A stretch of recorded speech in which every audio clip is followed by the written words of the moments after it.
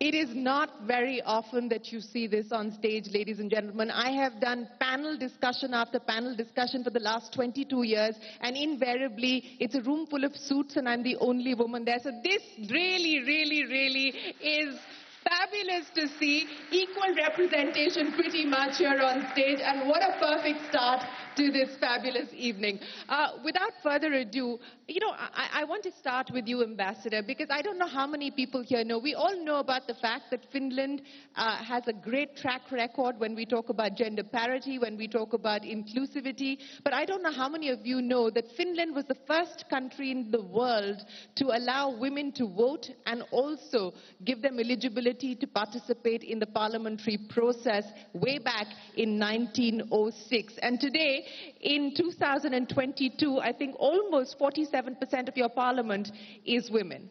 So, Ambassador, what's the story, what's the secret to ensuring that you have this kind of diversity, this kind of inclusivity? First of all, great pleasure and honor to be here, and indeed, it's very seldom that you have such a high participation of male participants in a discussion where gender equality is discussed.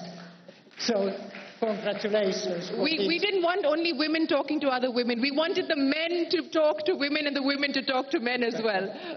So I don't think Finland has any secret, actually. It's a hard work. When one thinks about more than 100 years ago, we were an agrarian country, a lot of diversity, a lot of parity and all that kind of things. But when women were elected to the parliament, they were coming more these kind of social issues also. And they were able to change, together of course men, the legislative framework in a way that it benefited both women and women in education, in working life, and also in political participation. The other thing is, and indeed, we made that sort of legislation also. We have at the moment, we have achieved a lot. We have a free quality education, public education, free for all, mandatory nowadays until the age of 18. So it means that after the primary, secondary school, one has to go to at least vocational training. So I would put emphasis here that education, free education, all kind of enablers to do, for instance, free school lunches or parental leaves or child care, which is practically free, also practically free health care combined to that. Enabling environment on making economic growth. And actually, if you are looking statistically also that the last 50 years in the Nordic countries, we count that maybe 10 to 20% of our GDP growth is due to the fact that we have a relatively high gender equality. So we never have been able to, and we couldn't really enable women to stay at home only, although of course homework is also homework. But the sort of active participations of everybody to build the society. And we have had hard times, Second World War, really hard times after that as well. So it hasn't been really an easy path. But it is a path to become one of the leading countries when it comes to innovations, technologies, or when it comes to the social equality also in the society. And that is, I think that is the success also, that everybody is participating and having the possibility to participate. And this is public-private, there are civil society organizations. And then I would put also combined of really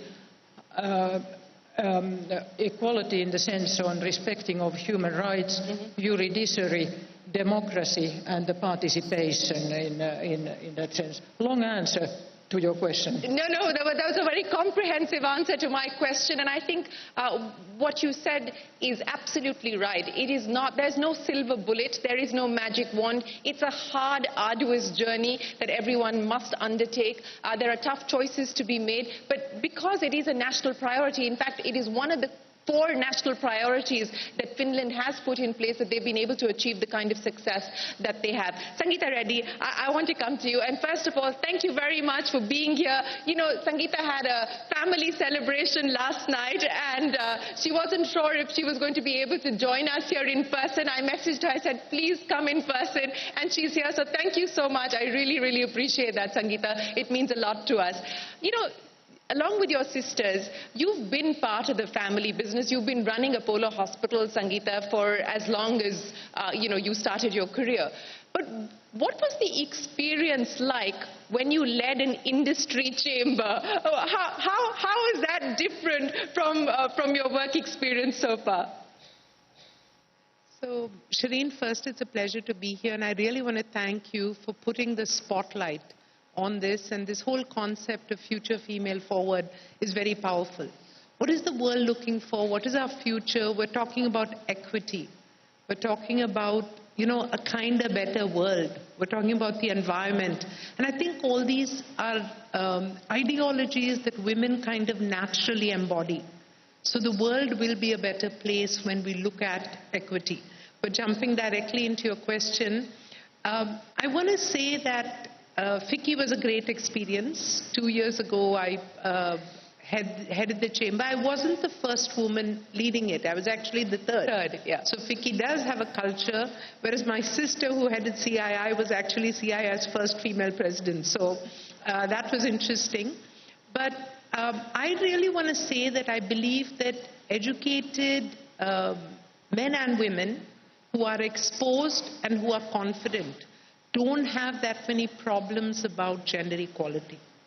And therefore, at FICCI, it was a lot of fun. Of course, it was a difficult year because it was also the COVID year, so we did more Zoom calls than actual meetings.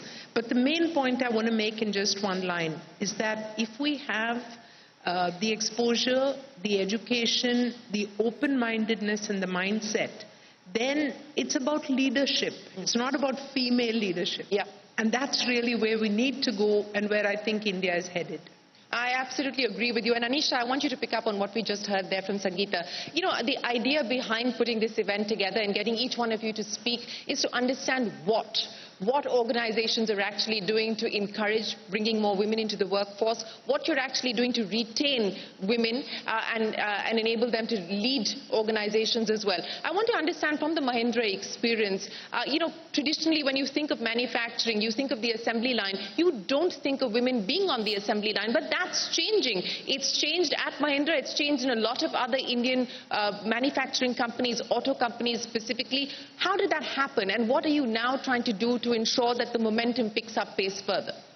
Shireen, to start with, this is a very important initiative because in India in particular, we see a lot less female participation in leadership. So at the shop floor, it has changed a lot, and that goes from the practices in the company. But we haven't done as good a job at the leadership level. That's something we are driving very hard right now. Why do you think that's the case? I think that's the case that it just reflects the rest of industry. So typically when we search for new leaders, the answer from search firms is, well, there are no candidates for this. And that's something that we have to fight hard against. At the board level today, in all our major boards, 30 to 40% are women. At the corporate level, over the last couple of years, of 14 hires, 9 are women at this very senior level. Mahindra Finance now, I'm proud to say that, has 40% of the CEO's direct reports as women, which just happened over the last few months. So that journey has started, but there's still a long way for us to go. It's a long way to go, and I want to then address this issue of the cause as well as the result.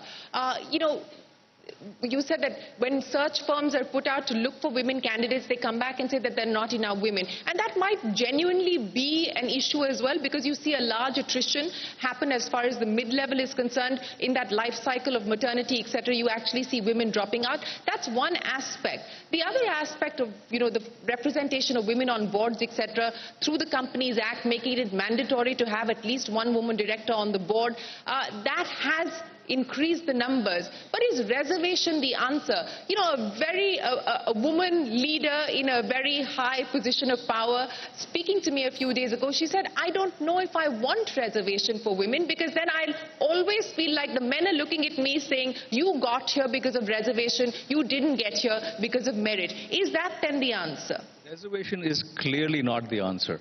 Right? I've gone through this journey in my previous organization at GE Capital, where we went from 5% women of my direct reports to literally 44% over 5 years. And the most important part was it has to be based on meritocracy. No one in the organization should feel that someone is there because there was a spot reserved. And that is an extremely essential part of the culture in the organization. And even as I talked about search firms, the minute we started pushing back on them, the firms we work with now know that they cannot give us a slate without having participation from women candidates who are, by merit, the right people for that role. So it's just a matter of pushing hard. It's easy to say, okay, here's a pool available, let's just pick from there, but you've got to go deeper to the next level. You know, speaking of the next level, yeah, Sangeeta, you wanted to make a point. Yeah. I just wanted to make a quick point. And, you know, women or environments where there hasn't been deprivation or negativity, you don't need reservation. Yeah. But if we want to catch up fast, we need a little bit of a boost. And whichever way you bring that boost, you look at the number of female directors in India. The independent director number grew only after it became regulated. So is that necessarily bad? Are people going to sit there and say you got here because there was reservation? Probably in the beginning. But this is a step towards a greater good. So, you know, I do believe there's some case for intelligent reservation. Yeah, yeah. And the fact of the matter is that we have seen the numbers go up. In fact, they're still not as high as we need them to be, but we have seen the numbers go up. Prabha, speaking about the next level, and in your experience of being in the FMCG space and now at Colgate, you know, are there specific interventions that you're making to ensure that you can keep attrition low, especially at the mid-management level? So firstly, Shireen, thank you very much for having me here. I think you said it's the, you know, future female forward, right thing to do, smart thing to do. I could not agree more. I think from middle management level, once women have perhaps gone through the phase of maternity, they're thinking about coming back to work, there are certainly 2 or 3 things that I think companies can do to help them. One, of course, is to provide mentorship. The idea of people you can look up to, whether they be men or women, who can help guide you and help you to chart a career path that works for you, because not everything works for everyone, would be, I think, the first one. The second one is, I think we should really encourage women to have networks. A lot of women feel that networking is not something that either that they're good at or that they should be doing. And the networks can be truly helpful, particularly in moments where you're feeling, is this the right thing for me to do, or should I be stepping back and, you know, doing something else? So these 2 for me are perhaps the biggest 2 things that I think organizations could really help with. A women's club to the boys' club? Is that really the answer? No, actually I don't mean networks of women. I mean just networks, gender-neutral networks, actually. I agree. And I keep saying this. I said, you know, you don't want to replace one club with another, because clubs are exclusionary. What you actually want is a collective, and which is why we've called this the Future Female Collective, because we want it to be a collective not just of women, but a collective of men and women to take the conversation forward. Hitendra Dave, the financial space, the financial services space has actually done better, both in terms of representation of women in different roles and functions, as well as in leadership positions. I know that this is something that you're championing personally at HSBC, and HSBC is championing globally as well. What have been the challenges of being able to pick up pace on the goal that you've set for yourself by 2025? Yeah, hi Shireen. So I think one is, you mentioned, right, that you can do everything you want. You go to the campus. That tends to be the largest number of hiring spots for us, and it does become extremely competitive there, right? So from just the sheer number of women employees or potential employees who are available, either middle management, senior management, or entry level, the numbers are skewed. So I think when you see engineering colleges, hopefully 5 years from now, 10 years from now, or MBA institutes 5 years from now, 10 years from now, where there's a natural balance. I think you use the word parity and inclusiveness and you know, diversity. So when you get it naturally, And I think conversations such as this will clearly then trigger more and more employers, more and more corporates, more and more boards, more and more managements. So that's, I think, one part, that the challenge is the sheer availability. I think the other thing, I do want to change the narrative a little bit, and that's why I think, why at least I can speak for the firm that I represent, that I think there is almost a recognition and an acceptance that you are not doing anybody any favors. Yeah. Okay, so you're not doing any women any favor. It's not a tick the box exercise. There is clear data, there is clear evidence that companies that have diversified pools of talent, in this instance we are talking about gender diversity, but could be somebody from a tribal area, somebody from a non-urban area, you do tend to get much better quality inputs into your decisions.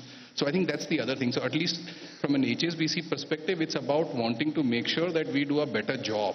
And if we think we'll do a better job by having more women in our executive management teams, in our mid-management teams, that's part of that. So you spoke about reservation. I actually think it's the right thing to do if you want to do a good job. But overall, I think financial sector has had great leaders. We have an ex-deputy governor sitting amongst us. I mean, when we were just talking to her, she was a deputy governor along with another deputy governor who was a woman. Absolutely. When I think this subject was not even live, right? And we have had women leaders in some of the private sector banks, and those banks were just known for all. So I think there are lots of role models. You are a role model, if I may say so, for a lot of people. So I think we need these role models. We need organizations to realize that they're not doing anybody any favors. But most importantly, you need women to realize that they can do a great job at home as well as in the office, and the organizations now are more than willing to listen and do what it takes. At least we think we are trying to do that. Well, ladies and gentlemen, Dr. Shamala Gopinath, the former Deputy Governor of the Reserve Bank of India. Please give her a big round of applause.